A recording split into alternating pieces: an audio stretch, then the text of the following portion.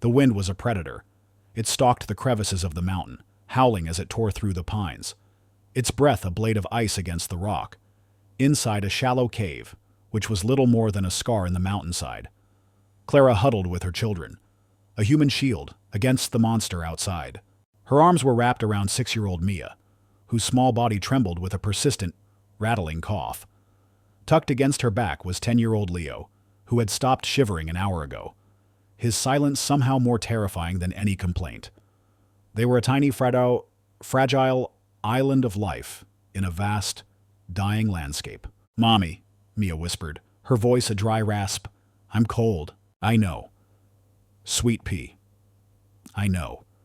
Clara pulled the threadbare blanket tighter, a useless gesture against the profound, bone-deep chill. The fire, their last bastion of hope, had dwindled to a few defiant embers glowing weakly in their pit of stones. They had no more wood. They had no more anything. It had been 4 days since they'd eaten a real meal.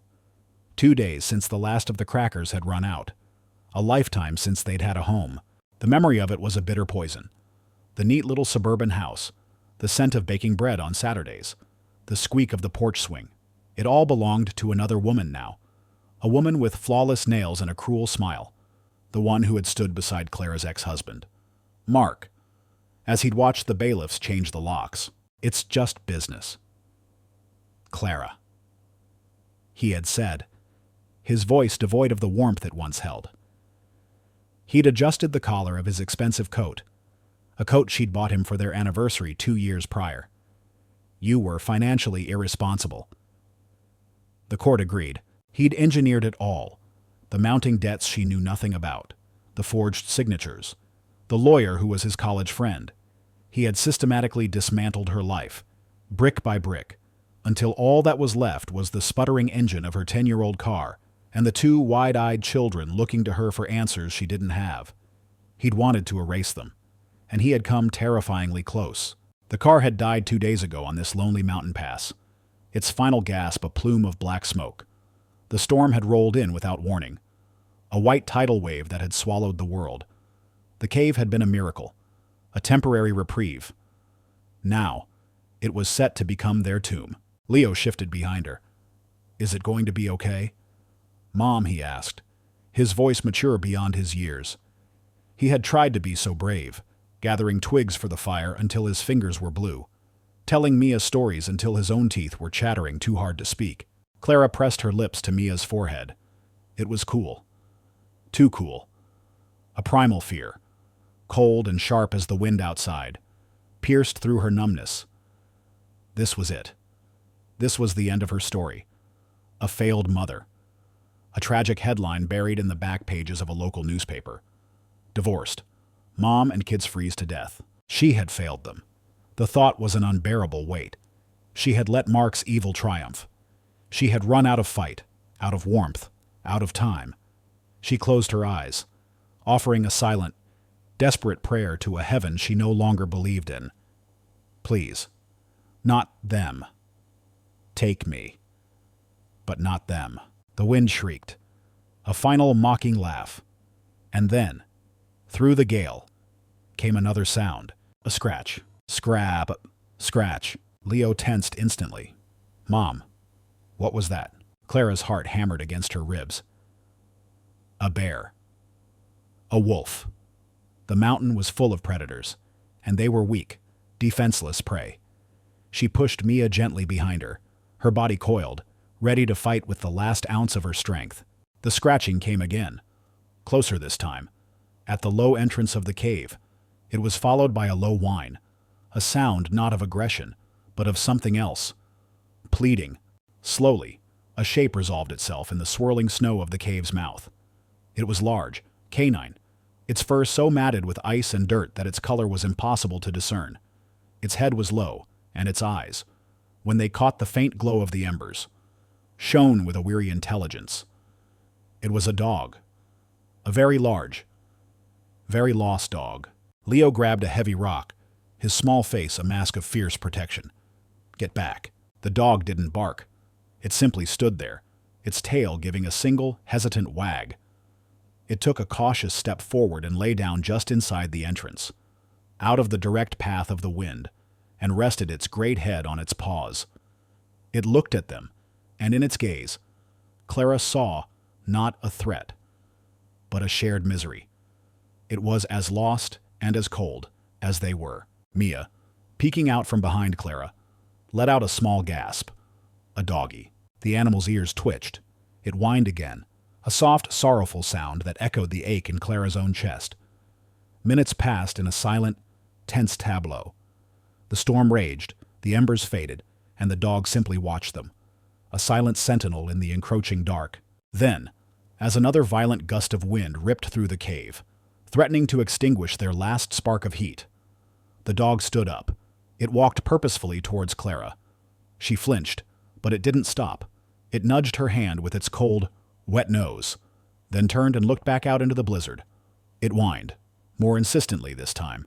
"What does it want?" Leo whispered, still clutching his rock.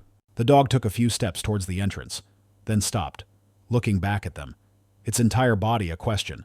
It was waiting. It wanted them to follow. Clara stared at the creature, then at her children. Mia's cough was a constant, painful rhythm. Leo's face was pale, his lips tinged with blue. Staying here was a death sentence. The cave had given all the shelter it could. Out there was the storm, a certain end. But the dog was an impossibility, a mystery.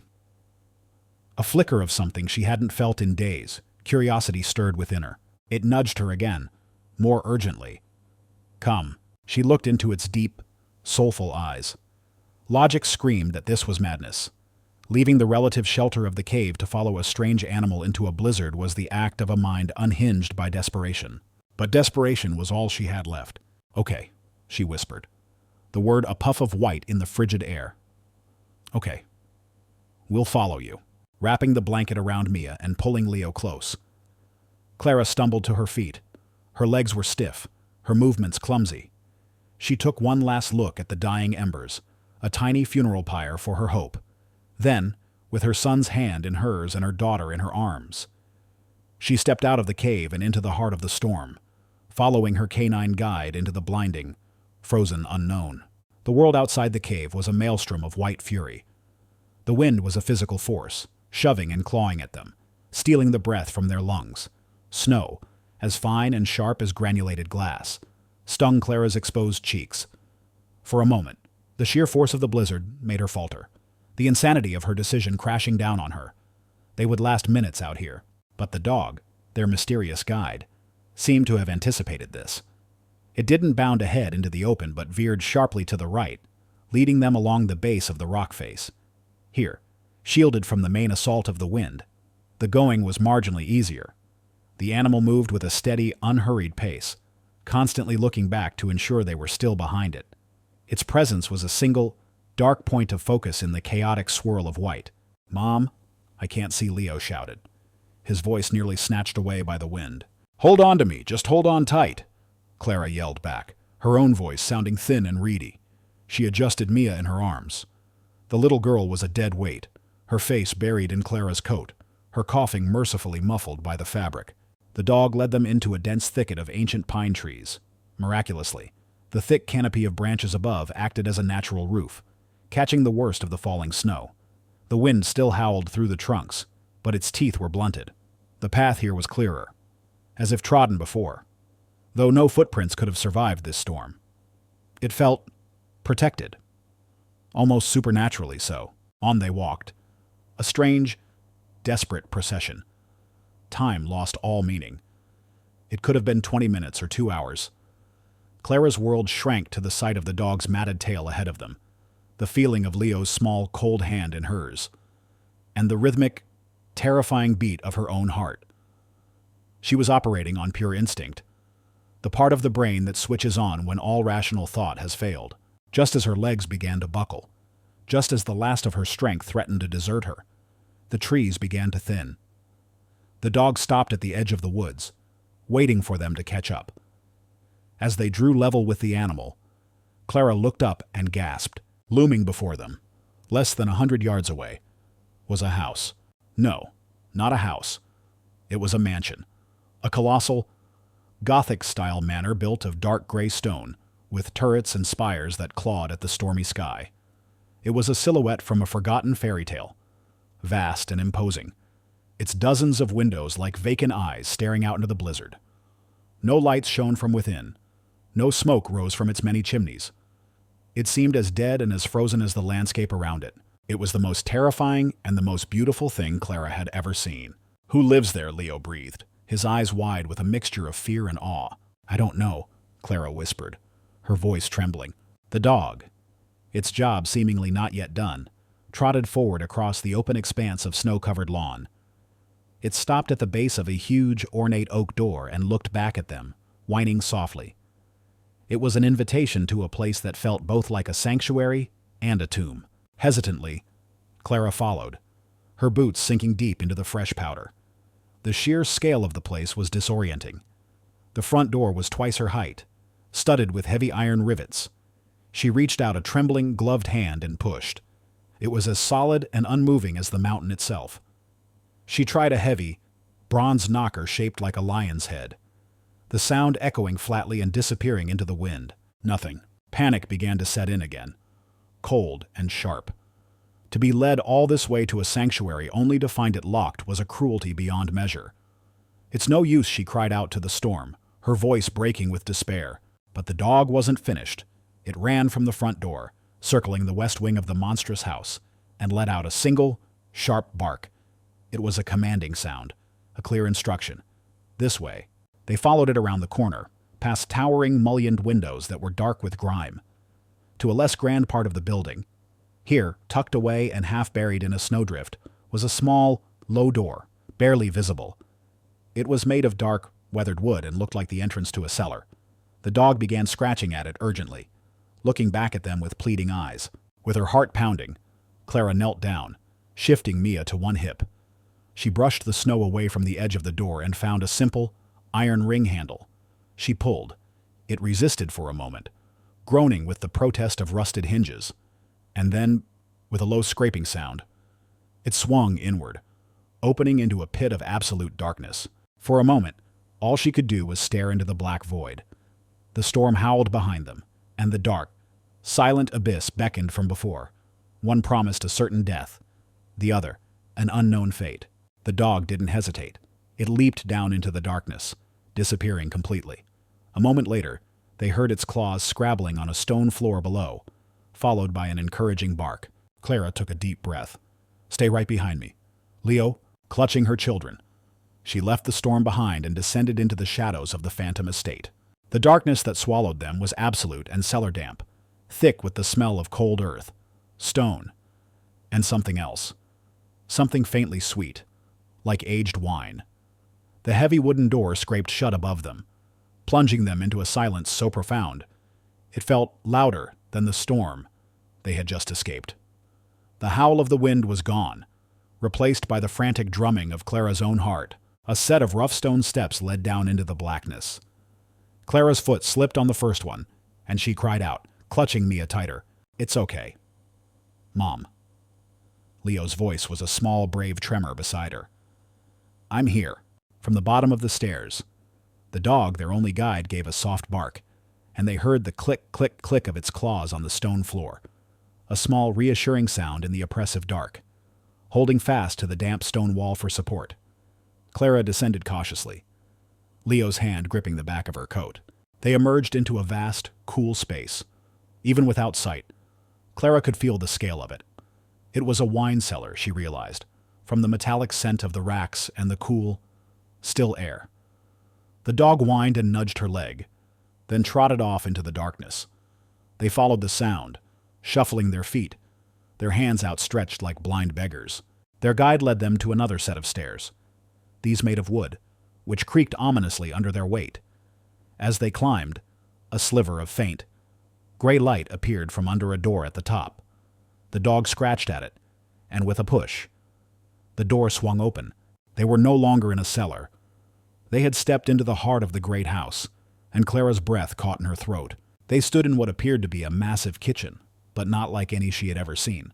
It was a service kitchen from a bygone era, with a cavernous, cold fireplace, vast wooden countertops, and rows of copper pots and pans hanging from the ceiling.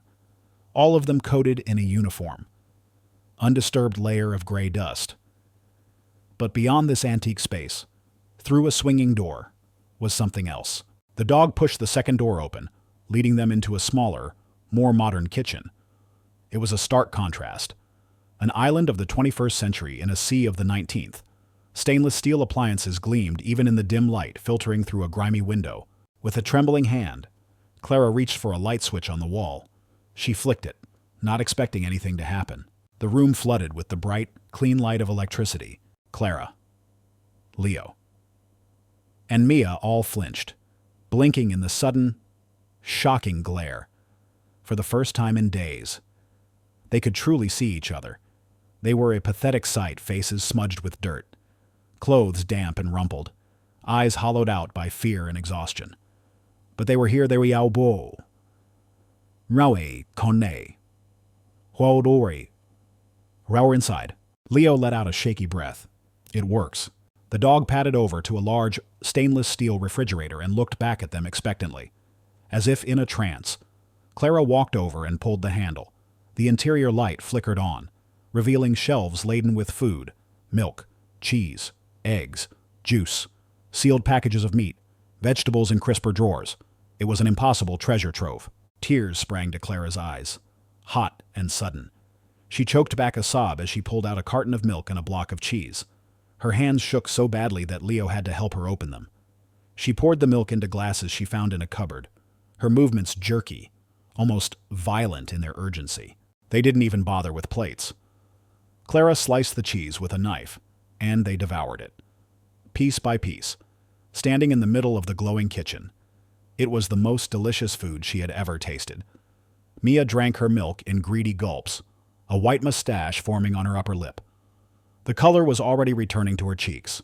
Gratitude, overwhelming and fierce, washed over Clara. But hot on its heels came a new and terrifying emotion. Fear, a paralyzing fear. They were intruders. This wasn't their food, not their light, not their shelter. Every hum of the refrigerator, every drip of the faucet, was a reminder of their crime. What if the owners came home? What would they do to a desperate woman who had broken into their home and was stealing their food? "Mom," Leo said, his mouth full. "There's a fireplace in that other room. Can we make a fire?" The thought of warmth, of chasing the deep, settled chill from their bones, was too tempting to resist. In a pantry, they found a stack of dry, seasoned firewood and a box of long matches. They carried it all into the cavernous old kitchen. The fireplace was huge enough for a child to stand in, black with the soot of 1,000 old fires. It took a few tries, but soon, a small flame flickered to life, catching on the kindling and then the larger logs. It grew steadily, casting a warm, dancing orange glow across the dusty room. The three of them huddled before it, stripping off their damp coats and boots, stretching their hands and feet towards the heat. The warmth was a blissful, almost painful sensation as it seeped into their frozen limbs. Mia's rattling cough began to subside into a less severe rasp. For the first time in what felt like an eternity, they were safe. They were warm. They were fed. The storm could howl all it wanted. It couldn't reach them here. The dog, who had watched the entire proceeding with quiet patience, now lay down on the stone hearth, its great body absorbing the heat. Its eyes closed in contentment. Clara sank to the floor beside it, her body finally succumbing to the exhaustion she had been holding at bay. Leo sat on her other side, and Mia curled up in her lap, already half asleep. As Clara stroked the dog's thick, matted fur, her fingers brushed against something hard and metallic around its neck. A collar, buried deep in the fur. Curiously, she worked it free. It was a simple, worn leather collar. Attached to it was a small, tarnished brass tag. She angled it towards the firelight to read the engraving. The letters were faint, but legible. There was only one word: Winston. The dog was not a stray. It had a name. It belonged here. And as that realization settled in, Clara's fear found a new, sharper edge. They hadn't just been saved by a random act of animal kindness. They had been brought here, purposefully, but by whom, and for what? Clara must have drifted off, lulled by the warmth and the unfamiliar sensation of a full stomach. She awoke with a start to the sound of the wind still screaming outside, a reminder that their gilded cage was also their only fortress. Mia was still asleep in her lap, breathing deeply and evenly. Now. Her feverish chill gone. Leo was awake, sitting silently by the fire, watching the flames as he stroked Winston's broad head. The dog, their savior, thumped his tail softly on the stone hearth. The name Winston changed everything. He wasn't a random stray, a miracle from the wilderness. He was a messenger, a guide with a purpose. He had brought them here. This realization didn't lessen Clara's fear. It twisted it into something more complex, a knot of gratitude, guilt, and profound unease. Mom Leo's voice was low. Our clothes are almost dry, but they're really dirty. He was right. Their clothes were stiff with grime and wear. They needed to wash. And as much as the thought of sleeping on the hard stone floor was a luxury compared to the frozen ground of the cave, Clara knew Mia needed a proper bed. The need for basic human comfort's cleanliness. A soft place to rest was a powerful motivator, forcing them to venture out of the sanctuary of the kitchen. "Okay," Clara said, her voice raspy with sleep. Let's see if we can find a bathroom, and maybe some blankets." Leaving Mia sleeping soundly by the fire under Leo's watchful eye, with Winston as a furry guardian, Clara stepped out of the old kitchen and into the main house. She moved like a phantom, her bare feet silent on the cold, polished marble floors of a grand hallway. The house was a mausoleum of memories. Every piece of furniture, ornate tables, high-backed chairs, grand settees was draped in a ghostly white sheet. The air was still and heavy, smelling of dust, lemon polish, and time itself. Great. Dark portraits on the walls watched her pass, their eyes seeming to follow her from behind a film of grime. Dust motes danced like tiny spirits in the weak gray light that filtered through the towering, grimy windows. She felt a profound sense of trespassing, as if she were walking through a stranger's soul. This wasn't just an empty house. It was a home that had been deliberately put to sleep, up a sweeping, majestic staircase that creaked under her weight. She found a long hallway lined with closed doors. She tried the first one. It opened into a master bedroom, vast and opulent, also shrouded in white sheets. A thick layer of dust confirmed that no one had set foot in here for a very long time. There was an adjoining bathroom with marble fixtures and plush, monogrammed towels that were still clean in their linen closet. She gathered a few, her hands trembling slightly. Stealing towels. This is what she had become. She tried the next door, and her heart stopped. This room was different. There were no white sheets, no layer of settled dust. It was a child's bedroom, perfectly, immaculately preserved, as if its occupant had just stepped out for a moment. A model train was paused on its tracks on a large table. A book lay face down on the bedside table, its page marked. On a small chair, a set of clothes, a pair of trousers, and a neatly folded sweater were laid out, as if in preparation for the next day. It was a shrine, a snapshot of a life abruptly halted. Clara felt an almost unbearable wave of sorrow wash over her. It was so potent, so thick in the air, that she felt she might choke on it. She backed out slowly, pulling the door gently shut, feeling like a ghoul who had desecrated a sacred space. This was the heart of the house's mystery, the source of its deep, silent grief. Shaken, she continued down the hall, gathering blankets from another guest room, her practical needs warred with her growing dread. As she passed the top of the main staircase on her way back down, a room with its door slightly ajar caught her eye. It looked like a study, or a library. Drawn by an impulse she couldn't explain, she pushed the door open. Bookshelves lined the walls from floor to ceiling, filled with leather-bound volumes. A massive mahogany desk sat before a window overlooking the snow-blasted grounds. But it was the painting above the cold fireplace that commanded her attention. It was a family portrait. A man stood tall and severe, his face handsome but etched with an expression of stern authority. He had dark, piercing eyes and a jaw set with unyielding strength. Beside him, seated in a velvet chair, was a woman with a gentle, almost sad smile, her hand resting on the shoulder of a young boy who stood between them. The boy couldn't have been much older than Leo, with a bright, intelligent face, a spark of mischief in his eyes, and a shock of dark hair that matched his father's, and sitting faithfully at the boy's feet, his head cocked, was a handsome, younger-looking golden retriever. Winston. Clara stared at the painting, her heart pounding. The preserved bedroom, the sad-eyed woman, the severe man, the bright young boy, and his loyal dog. All the pieces clicked into place, forming a picture of devastating loss. This wasn't just a house. It was a memorial. They hadn't stumbled into an empty mansion. They had stumbled into a family's tomb. She heard a soft whine from the doorway. Winston was there, looking at her, then looking at the portrait. He let out another low, mournful sound, a sound that seemed to hold a decade of grief within it. Clara looked from the painting to the old dog, and finally understood. Winston hadn't just led them to shelter. He had brought them to his family, to the ghost of the boy he still waited for. Clara backed away from the study, her heart a cold stone in her chest. She pulled the door until it was almost closed, leaving only a sliver of a gap, as if closing it completely would be an act of unforgivable finality. With Winston padding silently at her heels, she retreated to the kitchen, to the reassuring warmth of the fire and the sight of her living, breathing children. She couldn't get the image of the portrait out of her mind, the father's severe face, the mother's deep-seated sadness, the boy's vibrant life frozen in oil paint. They were no longer trespassing in an empty house, but in someone's active, ongoing grief. The knowledge was a heavy cloak she couldn't shrug off.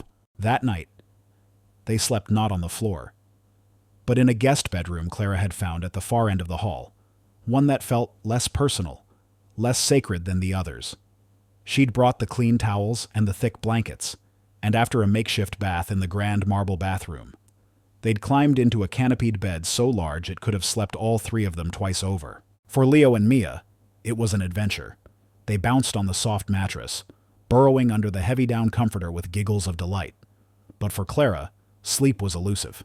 Lying in the luxurious softness, she felt a fraud. Every comfort was a theft. The scent of the clean linens, the profound silence of the house, the safety from the storm, none of it was hers.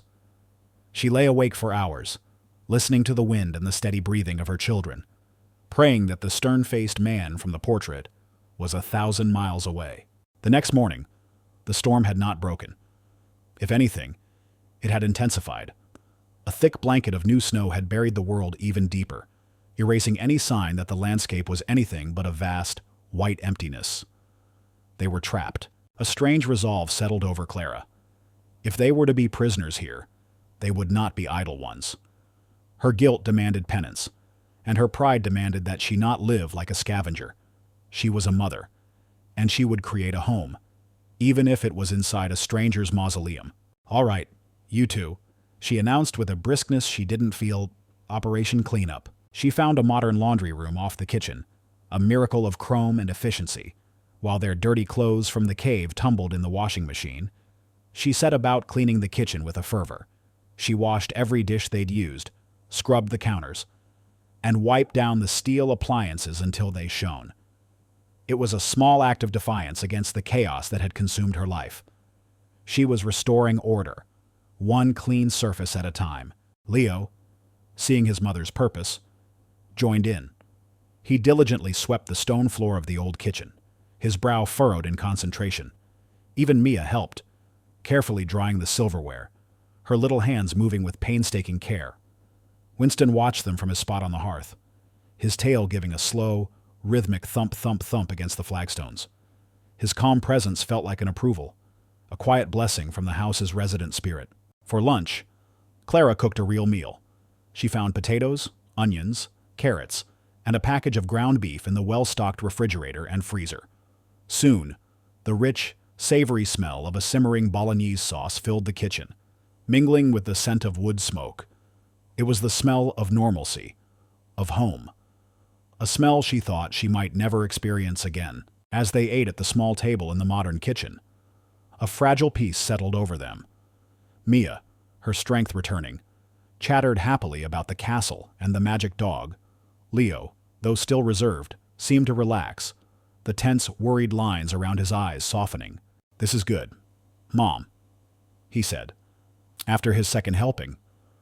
Really good. Clara's heart ached with a bittersweet joy. She was providing for them. She was keeping them safe, but the lie of their situation was a constant, humming background noise.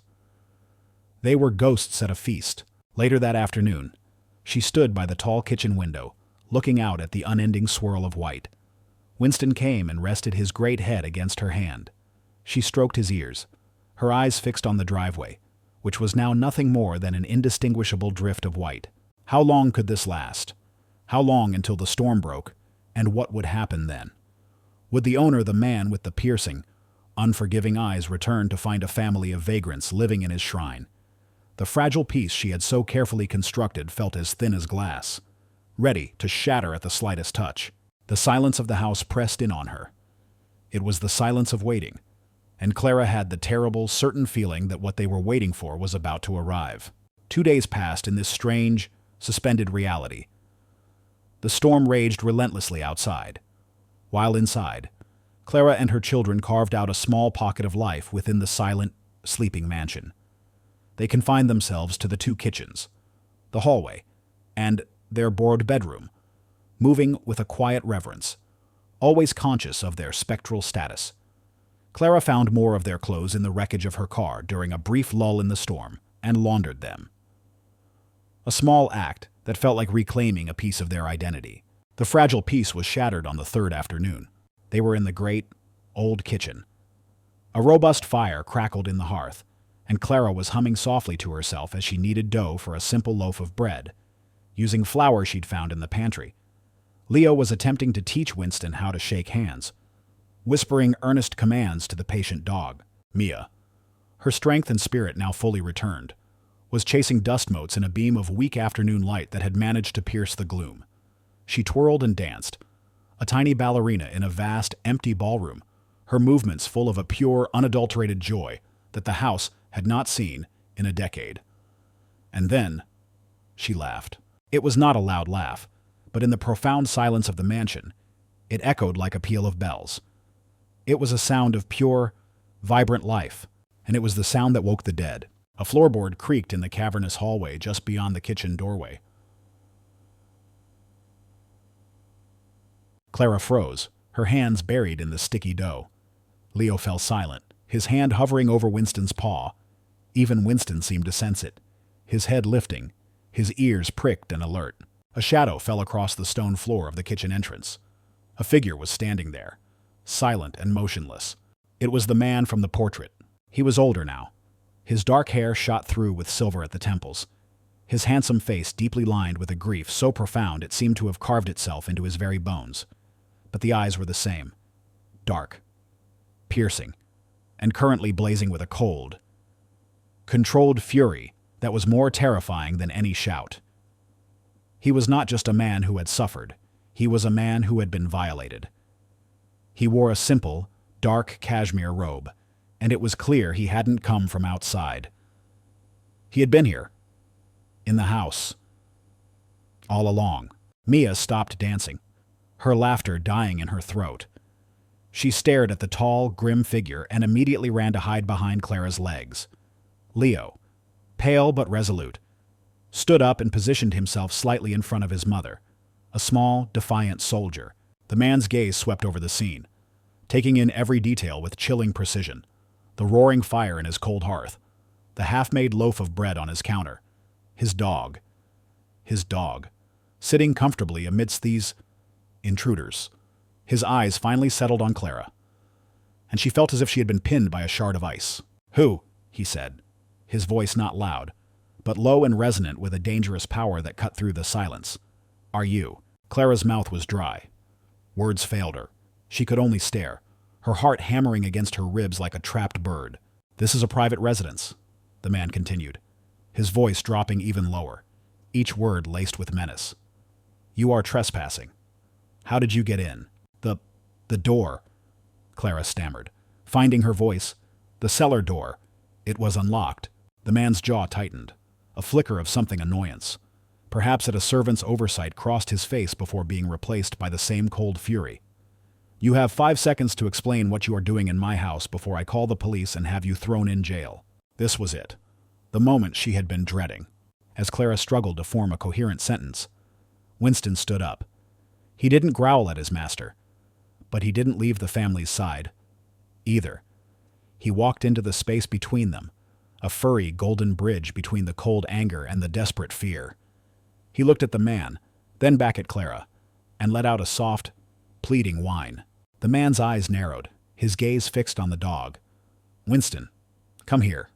The command was absolute. Winston whined again, torn.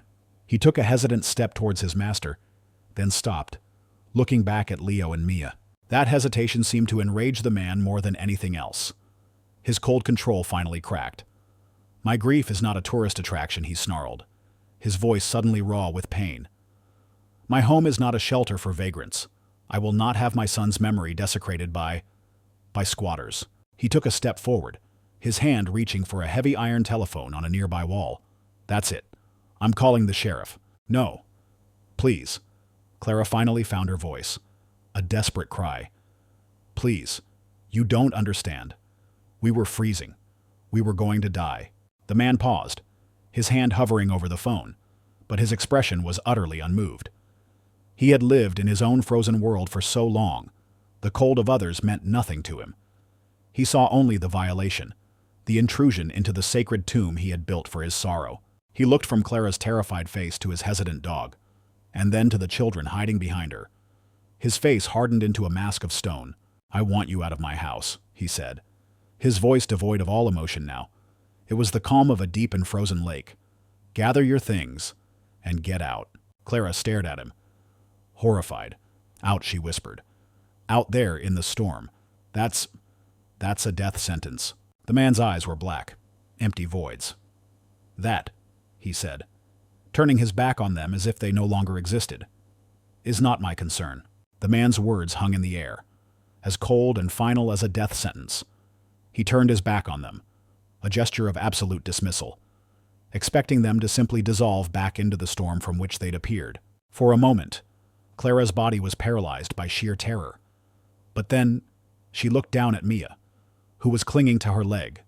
Trembling, she looked at Leo, who stood beside her, his small face pale, but his eyes burning with a child's fierce sense of injustice. And something inside Clara, a part of her she thought had frozen to death in the cave, broke free. It was the primal, unthinking rage of a mother protecting her young. "No." The word was quiet, but it cut through the room's heavy silence. The man stopped, his shoulders tensing. He didn't turn around. "What did you say?" "I said no," Clara repeated, her voice gaining strength. "You can call the police. You can have me arrested. But I will not take my children out into that storm to die. Not while there is a fire burning right here." Slowly, deliberately, the man turned to face her. His expression was one of disbelief, as if a piece of furniture had just spoken to him. "You are in no position to refuse." "My ex-husband took my home," Clara said, the words tumbling out now, raw and unfiltered. "He left us with nothing. Our car broke down on this mountain 2 miles from here. We spent 2 nights in a cave. My daughter was sick. She was coughing. She was fading. We had no food, no fire. We were going to die. And then your dog found us." She pointed a trembling finger at Winston. "He brought us here. He scratched at the cellar door. He led us to this kitchen. He saved our lives. And I will not let you undo what your own dog has done." The man's face was a mask of stone, his eyes betraying nothing. He seemed utterly unmoved by her story. His own grief was an ocean, and her pain was but a single drop of rain falling upon it. He took a step towards them, his intention clear. He was going to physically remove them. But as he moved, Winston did something extraordinary. He walked calmly past Clara and stood directly in front of Mia, shielding the little girl's body with his own. He looked up at his master, and for the first time, a low, guttural growl rumbled deep in his chest. It was not a sound of aggression, but of unmistakable warning. A line had been drawn. The man stopped dead in his tracks. He stared at the dog, his dog, the last living creature he truly loved, who was now defying him to protect these strangers. The sight seemed to short-circuit the cold fury in his brain. The wall of ice around his heart cracked, just for a second. He looked, truly looked, at the pathetic family before him. at the woman whose eyes held not just fear, but a fierce, defiant desperation he hadn't seen in years. At the boy standing guard, at the little girl peeking out from behind his dog's flank. His gaze drifted to the fire, then to the half-made loaf on the counter. His house, which had been a silent, sterile tomb for a decade, was filled with the sounds and smells of life. It was a desecration, and yet, it was not. "That dog," the man said, his voice suddenly hoarse, stripped of its earlier menace, "was my son's." His name was Thomas. Clara stared, saying nothing, sensing a shift in the tectonic plates of the room. This house died 10 years ago," the man continued, his eyes looking past them, into a memory. "It died in a snowstorm, just like this one.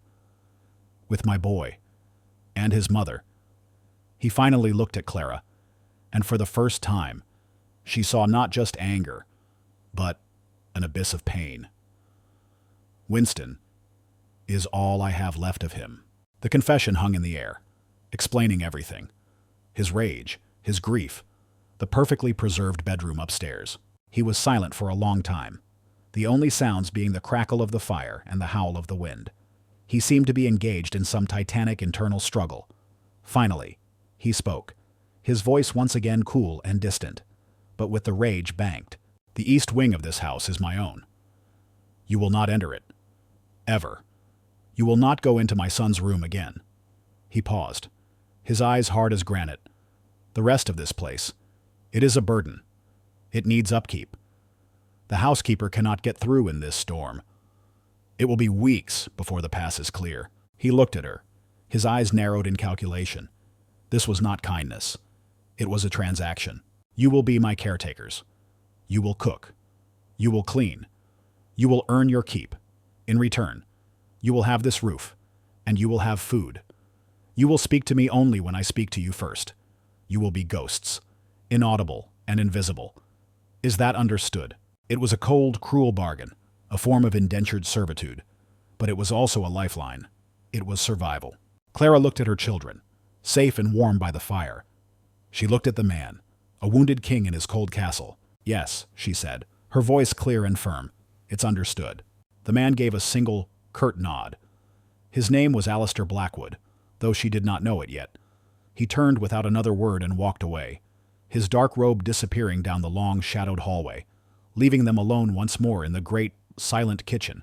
The immediate danger was over, but Clara knew a new, more complicated one had just begun. The days that followed the bargain were filled with a strange, quiet tension. The house was no longer a stolen sanctuary, but a conditional one, a gilded prison where they had permission to exist, but not to live. The rule was clear: be ghosts. Clara, however, was not one to be a ghost. She had been given a job, and she threw herself into it with a desperate energy. It was a penance for her trespassing, a way to earn their keep, and most importantly, a way to reclaim her own fractured dignity.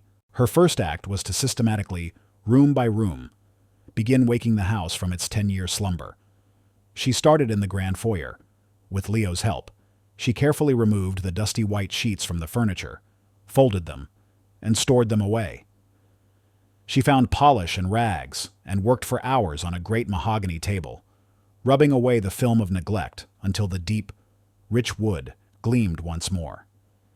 She cleaned the grime from the tall windows, allowing slivers of watery winter sunlight to pierce the gloom for the first time in a decade. She was not just cleaning a house.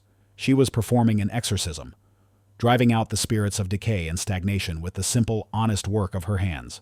Leo found his purpose in helping her.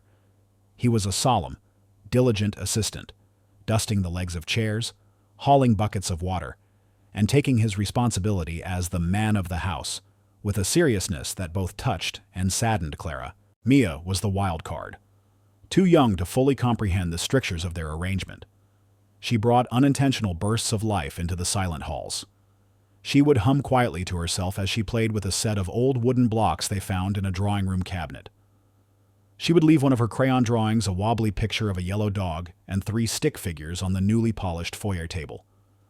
Clara would quickly snatch it up, her heart pounding, terrified that this small, innocent offering would be seen as a violation. Alistair Blackwood remained a phantom. He kept to the east wing, a dark, remote sun around which their small planet now revolved.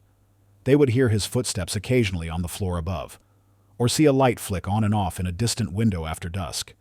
He was a constant, unseen presence, the architect of their fragile new world.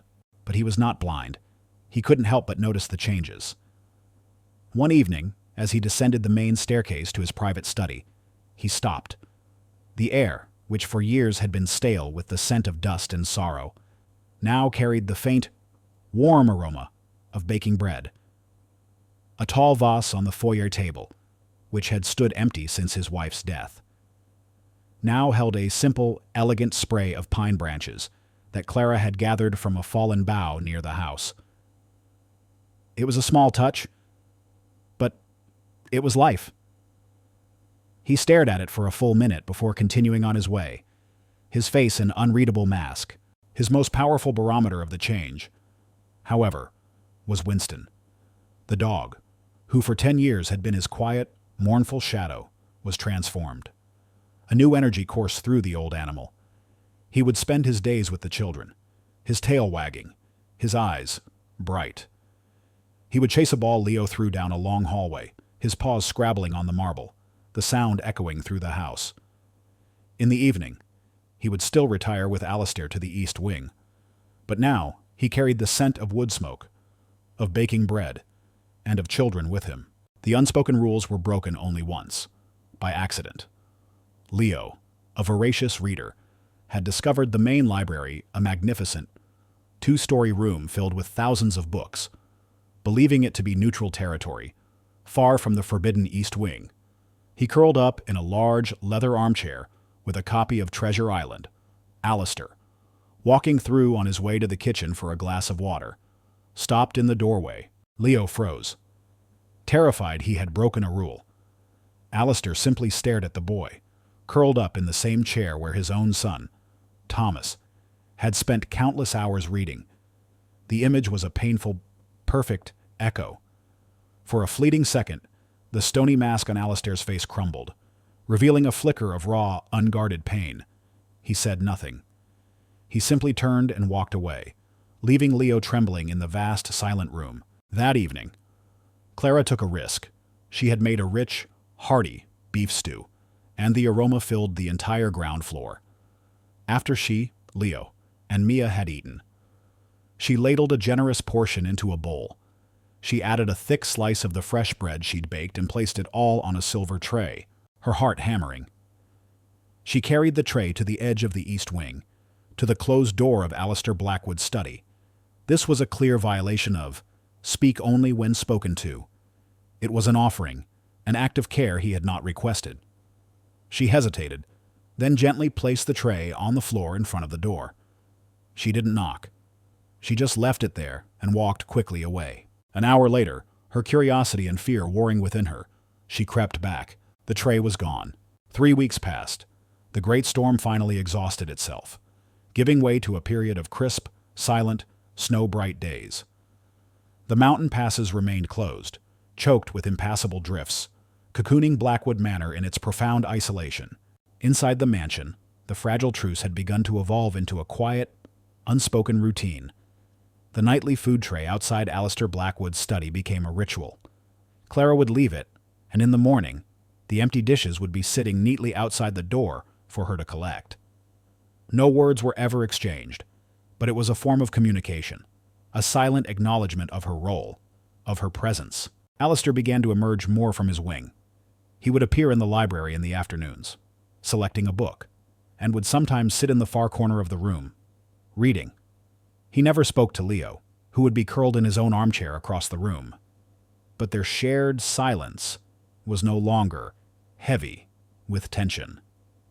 It was comfortable, companionable even. He would nod curtly at Clara when he passed her in the hall, a gesture that was both a dismissal and a recognition. The ice around his heart was not gone, but it was thawing. He was a man slowly returning to the world from a self-imposed exile, and Clara and her children were the unexpected, and perhaps unwilling, catalyst. For the first time since Mark had destroyed her life, Clara allowed a tiny, cautious seed of hope to take root. Perhaps, just perhaps, they had found a new beginning. But hundreds of miles away, in a world of sleek glass offices and bitter coffee, the past was not finished with her. Mark adjusted the silk tie at his throat, his reflection staring back at him from the polished surface of his granite-topped desk. It was the face of a successful man, a man in control. But his eyes held a cold, simmering fury. Clara was gone. She had vanished. After the eviction. He had expected her to crawl to her sister's house, defeated and begging. He had envisioned her calling him, weeping, pleading for a handout. Her humiliation was meant to be the final trophy in his victory. Instead, she had simply disappeared. Her car, a worthless wreck, had been reported abandoned on a remote mountain pass. But there was no sign of her or the children. For a while, he'd entertained the satisfyingly tragic thought that they had perished in the wilderness. But as the weeks wore on, another, more insidious idea began to fester in his mind. Watered by his own bottomless narcissism and greed, she had cheated him. She must have had a secret, a hidden bank account, an inheritance she'd never told him about. She hadn't run from him. She had run to something. She was out there somewhere, living comfortably, laughing at him. The thought was an intolerable insult. Anything he barked into the speakerphone on his desk. It's a cold trail. Mr. Preston, came the gravelly voice of Art Rizzo, a private investigator whose cheap suit and greasy methods were effective. If distasteful, no credit card activity, no phone calls to family. It's like they fell off the face of the earth after that car was ditched. That's not acceptable. Rizzo, Mark snapped. She's not a ghost. Someone has to have seen her. Check every gas station, every diner within a 50-mile radius of where that car was found. Offer cash. People remember. 2 days later, Rizzo called back, a new note of excitement in his voice. I got a hit. Mark leaned forward. Go on. Old gas station off Route 9. A kid working the night shift remembers her clear as day. Said she came in during the big storm. Looked like death warmed over. Kids were with her. Bought juice, crackers, and a blanket. Paid cash. And Mark pressed, impatient. And, Rizzo said, drawing out the moment, he said she headed up the old mountain road. I asked him what was up there. He said nothing. Just miles of woods and the old Blackwood estate. The name hung in the air. Blackwood. Even Mark, who traveled in wealthy circles, knew that name. It was synonymous with old money, immense power, and intense privacy. The Blackwood family had owned that entire mountain for over a century. The Blackwood estate, Mark repeated slowly, a predatory gleam entering his eyes. His paranoid theory suddenly solidified into what felt like concrete fact. Of course, a secret benefactor. An old family connection Clara had hidden from him. She wasn't just surviving. She was living in the lap of luxury. She had made a fool of him. Find out everything you can about that estate. Mark ordered, his voice low and dangerous. Who lives there? Who comes and goes? I want to know everything. Already on it, Rizzo said. The place is a fortress, but the locals talk. Owned by some old recluse. Alistair Blackwood. Hasn't been seen in public for years. Not since his wife and kid died a decade ago. A recluse. An old man. It was perfect. Clara, with her pathetic story and her pretty face, had likely manipulated her way into the old fool's confidence. The shadow from the past was no longer a vague and distant thing. It now had a name and a destination. And it was moving, with purpose and with malice, directly toward the fragile sanctuary Clara had fought so hard to build. The first thaw came a month after their arrival. The world outside the mansion's windows began to weep, with steady drips of melting snow falling from the eaves and the distant roar of the mountain streams coming back to life. The plows had finally cleared the road to the small town of Northwood, nestled in the valley below, though the pass over the mountain remained closed. Their strange, isolated world was about to reconnect with the one they had fled. The pantry, while miraculously well-stocked with non-perishables, was beginning to show gaps. They were out of fresh fruit, and Clara worried that Mia needed vitamins to fully shake the last of her lingering cough. She broached the subject with Alistair, one afternoon, finding him in the library, the winter sun streaming through the newly cleaned windows. Mr. Blackwood, she began, her voice hesitant. It was the first time she had initiated a conversation about something other than the immediate needs of the house. He looked up from his book, his expression neutral. Yes, the roads to town are open. We are running low on some fresh supplies. For the children. I was wondering if... She trailed off, unsure how to ask. Alistair considered this for a moment. Then he reached into the pocket of his tweed jacket and produced a worn leather wallet. He pulled out several $100 bills and held them out to her. "There is a Jeep in the garage," he said, his voice flat and practical. "The keys are on a hook by the kitchen door. It is a 4-wheel drive. You should have no trouble." He then produced a small, folded piece of paper. "This is a list of things the pantry requires. Add to it whatever you need. For the children." Clara stared at the money and the keys he was implicitly entrusting her with. It was more than a simple errand. It was a profound gesture of trust, a sign that her status in the house had shifted from a necessary burden to something more. A wave of gratitude washed over her. "Thank you, Mr. Blackwood," she said, her voice thick with emotion. "Thank you." He merely gave his curt nod and returned to his book. But Clara felt the ground beneath her feet had become a little more solid. The next morning, she drove the sturdy Jeep down the winding mountain road. The air was clean and cold, and the sight of the small, bustling town was both jarring and exhilarating after a month of monastic silence. For a few hours, as she walked through the grocery store, picking out apples and oranges, she felt almost normal. She was just a mom, running errands for her family. The fragile hope that had been growing in her chest blossomed. It was shattered in an instant. As she was leaving the pharmacy with a bottle of children's vitamins, she glanced across the street, and she saw it, a sleek, black luxury sedan, its paint gleaming in the sun. It was as out of place in this rustic town as a shark in a goldfish pond. Her heart stopped.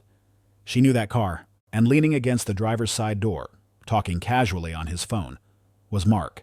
The world tilted on its axis. The air rushed from Clara's lungs in a silent scream. The grocery bag slipped from her grasp, sending apples rolling across the slushy sidewalk. It couldn't be. It was impossible. But it was him. His expensive coat, his arrogant posture, the cruel set of his mouth. He was here. He had found her. Panic, cold and absolute, seized her. The sanctuary was breached. The monster was at the gates. He hadn't seen her. His back was slightly turned. Her only instinct was to flee, to run. She abandoned the fallen groceries, scrambling back into the Jeep, her hands shaking so violently she could barely fit the key in the ignition. She peeled out of her parking spot, her tires squealing in protest, and drove frantically back up the mountain road, her eyes darting to the rear view mirror every few seconds. She wasn't followed, but it didn't matter. He was here, and Mark was a predator. He would not stop until he had found his prey. She burst back into the mansion, her face as white as the snow outside. Leo and Mia ran to greet her, but stopped short when they saw the terror in her eyes. "What is it?" "Mom." "What's wrong?" Leo asked, his voice sharp with alarm, but Clara couldn't answer him. She had to find Alistair. She had brought this plague to his door, and he had to know. She found him in his study, the door for once slightly ajar. She didn't knock. She stumbled in, breathless and sobbing. Alistair looked up from his desk, startled and then alarmed by her state. "What has happened?" "He's here," she gasped, the words torn from her. "My ex-husband. Mark. He's in the town. He found me. He found us." The story poured out of her in a torrent of panicked, disjointed sentences. Not just the eviction, but the full truth of Mark's obsessive cruelty, his greed, his relentless, vindictive nature. He won't stop. She cried, tears streaming down her face. "He thinks I have some secret fortune. He'll find this place. He'll ruin everything. He'll try to take the children just to hurt me." She finally collapsed into a chair, her body racked with sobs. "I'm so sorry," she whispered, her voice breaking. "I'm so sorry I brought this to you. We'll leave. I'll take the children and we'll go right now. I won't let him disturb you. I won't let him defile this place. She looked up at him, her vision blurred by tears, fully expecting to see the cold, hard anger from their first meeting. She expected him to order her out, to cast her and her problems away from the sanctity of his home. But Alistair Blackwood did not look angry. He had risen from his desk and stood listening to her entire story, his face impassive, as still and as hard as the mountain outside. When she was finished, a profound silence fell over the room, broken only by her ragged breaths. He stared at her, his dark eyes unreadable, his thoughts hidden behind a veil of impenetrable calm. Clara trembled, waiting for his judgment, for the verdict that would once again send her and her children out into the cold. The silence in the study stretched for an eternity. Clara braced herself for the inevitable verdict, for the cold dismissal that would send her back into a world where Mark was waiting. She watched Alistair's face, searching for the anger she was so sure she would find there. But when he finally spoke, his voice was devoid of any anger towards her. It was low, calm, and held a chilling intensity she had never heard before. "You will not be leaving," he said, his dark eyes locking onto hers. "You and the children are not going anywhere. This is your home now." Clara stared at him, uncomprehending. The words were so far from what she had expected that her mind couldn't process them. Alistair moved from behind his desk, not with the slow, weary gait of a grieving old man, but with a new and formidable purpose. The stooped shoulders seemed to straighten. The deep-set eyes, which had for so long been clouded with sorrow, now held a sharp, dangerous glint. The reclusive Mr. Blackwood was gone. In his place stood a lion. "This man," Alistair said, his voice hard as iron. "This, Mark, he will not trouble you again." He walked to the window and stared down the mountain, towards the town where the threat now lurked. "He has made a grave error. He has mistaken a sanctuary for a target. And he has mistaken my solitude for weakness." He turned back to her. "What is his full name?" "The name of his company." "Mark Preston," Clara whispered, still dazed. "His company is Preston Development Group." Alistair nodded, filing the information away. He went to his desk and picked up the telephone. He did not dial 911. He dialed a number from memory. "Jonathan." "It's Alistair Blackwood," he said into the receiver. The warmth in his tone suggested a long and trusted relationship. "I apologize for the late hour. I need a favor. A matter of the utmost urgency and discretion." He paused. "I need a complete and thorough background investigation on a man named Mark Preston and his company, Preston Development Group. I want everything. Financials, contracts, personal associations. I want to know where every dollar he has ever touched came from and where it went. Spare no expense. I need it by morning." He listened for a moment, then said, "Thank you, Jonathan. I am in your debt." He hung up and immediately dialed another number. "Sheriff Brody," he said, his voice now crisp and authoritative. "Alistair Blackwood. I have reason to believe my property may be approached by an unwelcome individual in the coming days. A man by the name of Mark Preston, likely driving a late-model black sedan. I would consider it a personal favor if you could have your patrols keep a close watch on the mountain road leading to my estate. Any sign of him, you call me directly." He hung up before the sheriff could likely ask any questions. He was not a man accustomed to being questioned. Clara watched, stunned into silence. This was a side of Alistair she could never have imagined. The quiet, wounded recluse had vanished, replaced by a man of immense power and decisive action. He moved with the quiet confidence of someone who knew exactly which levers to pull to make the world bend to his will. He then turned to Clara, his expression softening slightly. "You are safe here. Clara, I give you my word." The night was the longest of Clara's life. She barely slept, her mind racing. The next morning, as she was nervously making coffee in the kitchen, Alistair entered, holding a faxed document that had just arrived. "I believe you'll find this interesting," he said, his voice grim. He spread the papers on the kitchen table. It was a summary of the investigators' initial findings. It was far worse than Clara had ever imagined. Mark wasn't just a cruel man. He was a sophisticated criminal. The report detailed a complex web of shell corporations, fraudulent loan applications, and embezzled funds from his own company's investors.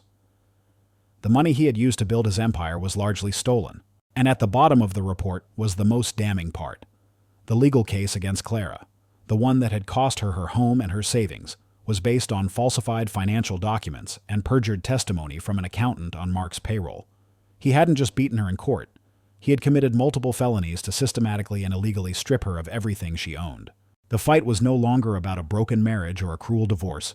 It was about exposing a dangerous fraud. Clara looked up from the papers, her hands trembling, her eyes wide with a mixture of horror and a new, fierce anger. She was not a failed wife. She was the victim of a calculated, criminal conspiracy. "He will not set foot on this property," Alistair said, his voice a low promise. "He will not touch you or your children. Men like this, they build their houses on foundations of lies. All it takes is one good push, and the entire structure collapses." He looked at her, and for the first time, she saw a genuine, small smile touch the corner of his mouth. It was a grim, determined smile. "And we," he said, "are about to provide that push. This is my fight now."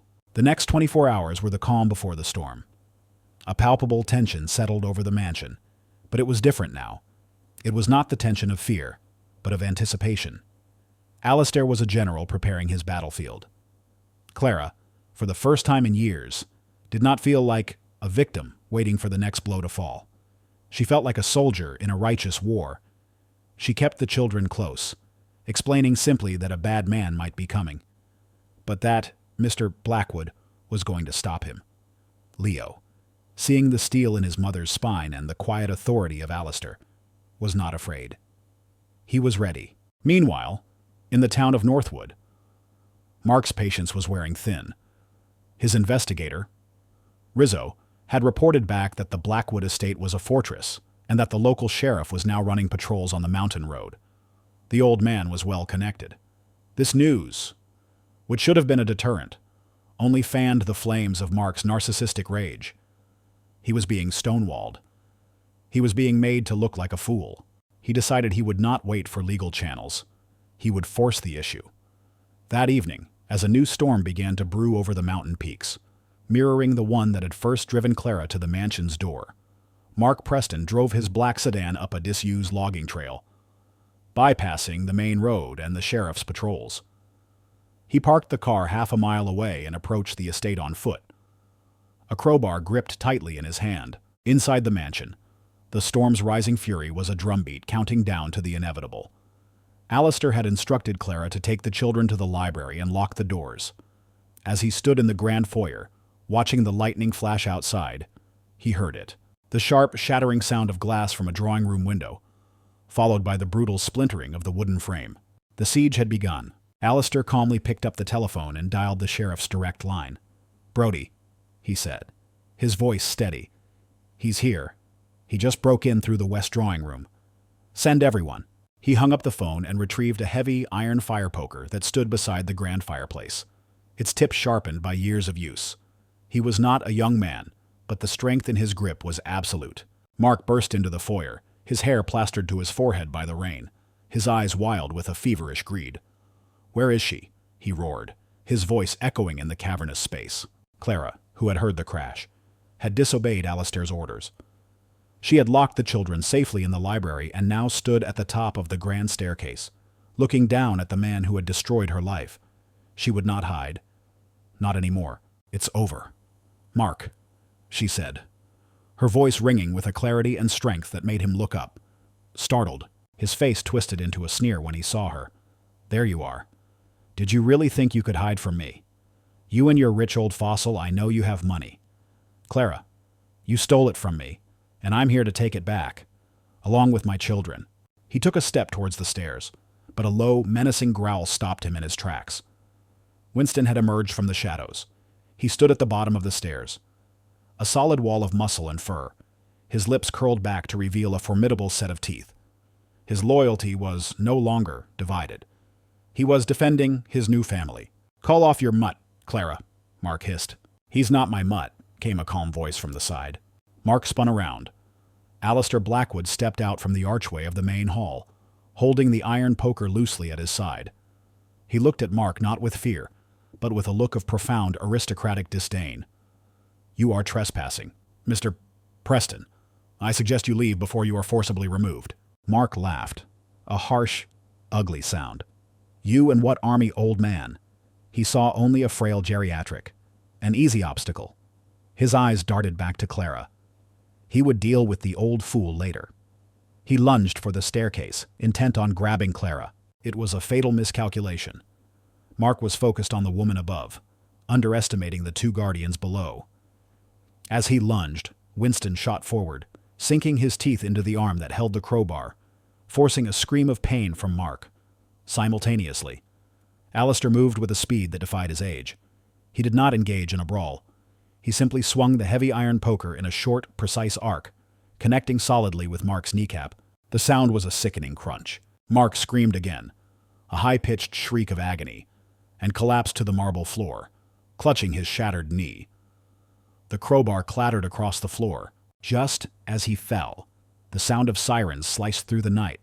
Red and blue lights flooded the foyer, strobing across the scene of carnage. The front doors burst open and Sheriff Brody and two deputies stormed in, their weapons drawn. They found a scene of perfect, brutal clarity, a snarling dog standing over a fallen intruder, a grim-faced old man holding a fire poker like a scepter, and a woman at the top of the stairs, watching her tormentor's final, pathetic downfall. Alistair, the sheriff said, taking in the scene. Alistair nodded towards the writhing figure on the floor. I believe this man is wanted for breaking and entering, among other things. As the deputies hauled a screaming, cursing Mark Preston to his feet and slapped handcuffs on his wrists. Clara slowly descended the stairs. Leo and Mia, hearing the sirens, had unlocked the library door and now peeked out. They saw the monster being dragged away and ran to their mother. Clara wrapped her arms around them, holding them tight as they watched the flashing lights disappear down the long driveway. Alistair came and stood beside them, resting a gentle hand on Leo's shoulder. Winston pressed against Mia's side, a warm and reassuring presence. The siege was over. The house was safe. And for the first time, standing together in the great hall, they were not a collection of broken souls. They were a family. In the echoing silence after the sirens faded, the only sounds were the drumming of the rain against the windows and the ragged breathing of the four people and one dog standing in the grand foyer. The air was thick with the scent of ozone from the lightning and the metallic tang of fear. But underneath it all was a new, clean-feeling relief. Sheriff Brody, a kind man with weary eyes, directed his deputies to secure the broken window while he took their statements. Alistair handled the conversation with a calm, commanding presence. He spoke quietly with the sheriff, handing him a thick folder that had been sitting on the foyer table. You'll find this file contains a detailed summary of Mr. Preston's business activities. Sheriff, Alistair said, his voice level. My attorneys have already been in contact with the district attorney's office and the SEC. I believe you'll find that breaking and entering is the very least of his crimes. The sheriff opened the folder, his eyes scanning the first page. His eyebrows shot up. He looked from the file to Alistair, and then to Clara, with a new understanding. Good Lord. Alistair. This is major. Indeed, Alistair said simply. When it was Clara's turn to speak, she did so not with the panicked terror of before, but with a quiet, unshakable confidence. She detailed Mark's history of emotional abuse, his financial manipulations, and the criminal conspiracy that had left her homeless. She was no longer a victim pleading for help. She was a survivor, providing testimony. It was over. She knew, with a certainty that settled deep in her bones, that Mark would never bother them again. The web of lies he had built his life upon was unraveling, and the evidence Alistair had gathered was so overwhelming, so damning, that there would be no escape. He was facing a mountain of state and federal charges: fraud, embezzlement, conspiracy, perjury that would keep him behind bars for decades. Justice, swift and absolute, had finally arrived. After the sheriff and his men had departed, a profound quiet settled over the house. The adrenaline of the fight faded, leaving behind a shared exhaustion and a deep, unbreakable bond that had been forged in the heart of the crisis. Alistair turned to Clara, his dark eyes, now free of their haunting grief, filled with a warmth and respect she had never seen. The pretense of master and caretaker was gone, burned away in the confrontation. Clara, he said, his voice softer than she had ever heard it, what you did tonight, standing up to him. Your courage was remarkable." He looked over at Leo, who was standing tall beside his mother. "And you, young man, you were very brave." Leo puffed out his chest slightly, a small smile finally gracing his lips. Alistair then knelt down, so he was eye level with Mia, who was still clutching her mother's hand. "The monster is gone, little one," he said gently. "He can never come back to this castle." Mia looked at this man, who had once been a terrifying figure, and saw only a kind protector. She reached out a small hand and patted his cheek. "Okay," she whispered. In that moment, everything changed. The cold, transactional bargain they had made was replaced by an unspoken covenant of family. They had weathered the storm together and had come out the other side, whole and united.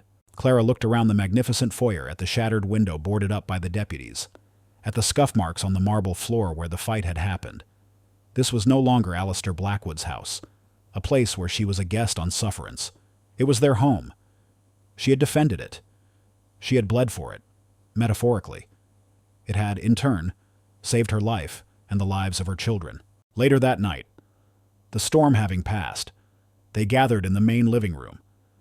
Alistair had built a roaring fire, and its warm light danced across the room, chasing away the last of the shadows. The space, which had once felt cavernous and lonely, now felt cozy and safe. Alistair sat in his large armchair, but instead of his usual leather-bound classic, he was reading a children's book aloud to Mia, who was curled at his feet, listening with rapt attention. Leo was fast asleep on the sofa, his head resting on a pillow, with Winston lying on the floor beside him, the boy's hand resting on the dog's thick fur. Clara sat in a chair opposite them, a cup of tea warming her hands, and simply watched. She watched this man who had lost his own family slowly, tentatively, embrace a new one. She watched her children, safe, warm, and content, their faces peaceful in the firelight. A profound sense of peace, deeper and more complete than any she had ever known, settled over her. The ghost of Mark Preston had been exorcised. The years of fear and struggle were over. They had been lost, freezing in a cave, believing it was the end. And now, they were here. They were home. 1 year later, summer had laid a blanket of lush green over the mountain. The gardens of Blackwood Manor, untended for a decade, were now bursting with life, a riot of roses, lavender, and peonies tended to by Clara's loving hands. The great house itself seemed to breathe again, its windows thrown open to the warm breeze, its halls filled not with silence, but with the sound of Mia's laughter and the distant thumping of Winston's tail. The transformation was absolute. Clara was no longer a ghost in someone else's home. She was its heart. She moved with a confidence and grace that came from a place of deep security and purpose. A few months after Mark's arrest, Alistair had sat her down in his study, a room she now entered freely, and laid out a series of legal documents. "This house needs a mistress. Clara," he had said, his tone formal but his eyes warm. "And the estate needs a manager. I would be honored if you would accept the position. It comes with a salary, of course, and the full authority to run this place as you see fit." He had also presented her with papers establishing an ironclad educational trust for Leo and Mia.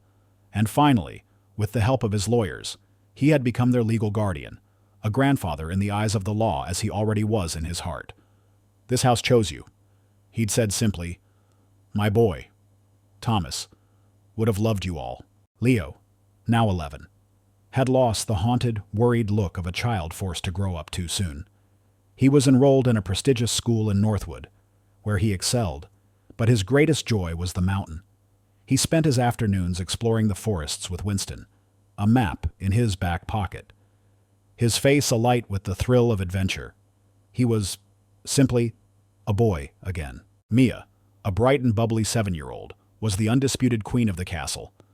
She trailed Alistair everywhere, her small hand often tucked into his large one. She called him Grandal, and he, in turn, doted on her with a fierce and gentle love that had been locked away for 10 long years. The greatest change, however, was in Alistair himself. The grief for his first family had not disappeared, but it had transformed. It was no longer a crushing weight, but a gentle memory. honored by the new life and love that now filled his home. He laughed often, a deep, rumbling sound that Clara had once thought impossible. One sunny afternoon, he did something he hadn't done in over a decade. He took Clara and the children to the east wing and unlocked the door to Thomas's room. The room was just as Clara remembered it, a perfect, preserved shrine. But Alistair's presence changed its atmosphere from one of sorrow to one of loving remembrance. This was his favorite book, Alistair said, picking up the volume from the bedside table. He opened it and showed it to Leo. He read it so many times the cover fell off. He looked at the model train on the table. He wanted to be an engineer. He would have built magnificent things. He wasn't speaking of a ghost anymore. He was speaking of his son. He shared a few happy stories, his voice filled with love, not pain. He then turned to Leo. A boy needs his own adventures, but perhaps he would also like to have these. He handed the worn copy of Treasure Island to Leo. It was not just a book. It was a passing of a torch, a blessing. That evening, they sat on the grand terrace watching the sunset paint the sky in strokes of orange and purple. Leo was engrossed in his new book. Mia was drawing in a sketchbook, her tongue sticking out in concentration, and Winston was asleep at their feet. Clara leaned back in her chair. A sense of peace so profound it was almost overwhelming settling upon her. She looked at Alistair, who was watching the children with a gentle, contented smile. Their eyes met, and in that shared glance was a universe of understanding. They were two lonely souls who had been shipwrecked by life, only to find a safe harbor in each other. They were a family forged in a storm, a mosaic of broken pieces glued together by kindness, loyalty, and love, made stronger in the fractured places. They had faced the end in a frozen cave and had found an impossible new beginning in a stranger's heart, a lost dog's loyalty, and a house that had been waiting, all along, to be filled with life again. They were home,